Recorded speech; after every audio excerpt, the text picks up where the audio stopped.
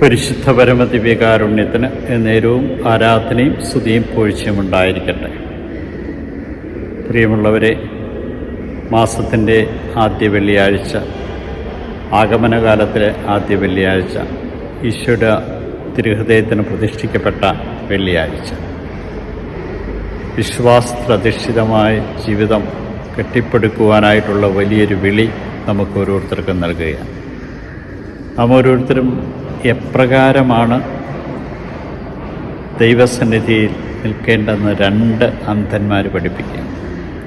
നിലവിളിച്ചുകൊണ്ട് അവിടുത്തെ തിരുസന്നിധിയിലേക്ക് കടന്നുകൊണ്ട് കാഴ്ച വേണം എന്ന് പറഞ്ഞു. നിങ്ങൾക്ക് വിശ്വാസമുണ്ടോ എന്ന് ചോദിക്കുന്നു. ഉണ്ട് കർത്താവേ എന്നവർ പറയും. ഉടനെ അവൻ സ്പർശിക്കുന്നു, അവർക്ക് സൗഖ്യം. പ്രതിസന്ധികൾ വരുമ്പോൾ അവൻ്റെ അരികിലേക്ക് ഓടിച്ചെന്ന് നിലവിളിച്ച് പ്രാർത്ഥിക്കുവാൻ കഴിയുമ്പോൾ അവിടുത്തെ സ്പർശനം നമ്മളെ ഓരോരുത്തരെയും സ്വാന്തനപ്പെടുന്നു.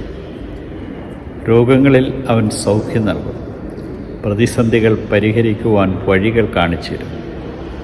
ദൈവകൃപാവരത്തിൻ്റെ അഭിഷേകം നഷ്ടപ്പെടുത്താതെ ജീവിക്കുവാനായിട്ട് അവിടുന്ന് നമ്മെ സഹായിക്കുകയും ചെയ്യും.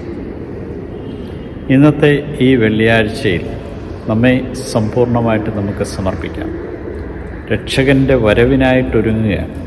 ഈ ആഗമനകാലത്തിൽ വിശ്വാസത്തിൻ്റെ പൂർണ്ണതയിൽ ജീവിച്ചുകൊണ്ട് നമ്മുടെ ആത്മീയ അന്ധത മാറ്റി ദൈവപ്രസാദ നിറയുന്നതിന് വേണ്ടി ഇന്ന് പ്രത്യേകമായിട്ട് നമുക്ക് പ്രാർത്ഥിക്കാം. അവിടുന്ന് നമ്മെ സ്പർശിക്കുകയും അവിടുന്ന് തൻ്റെ കൃപകളാൽ നമ്മെ നിറയ്ക്കുകയും അവിടുത്തെ പരിശുദ്ധിയാൽ നമ്മെ നയിക്കുകയും ചെയ്യട്ടെ. ഈശോയുടെ തിരുമുമ്പിൽ നമ്മുടെ ഇന്നത്തെ എല്ലാ ആവശ്യങ്ങളും സമർപ്പിച്ചുകൊണ്ട് ഈ മാസം അവിടുത്തെ പുത്രനെ സ്വീകരിക്കുവാൻ തക്കവിധം ഒരുങ്ങുവാൻ നമ്മെ അനുഗ്രഹിക്കണമേ എന്ന് പ്രാർത്ഥിക്കാം.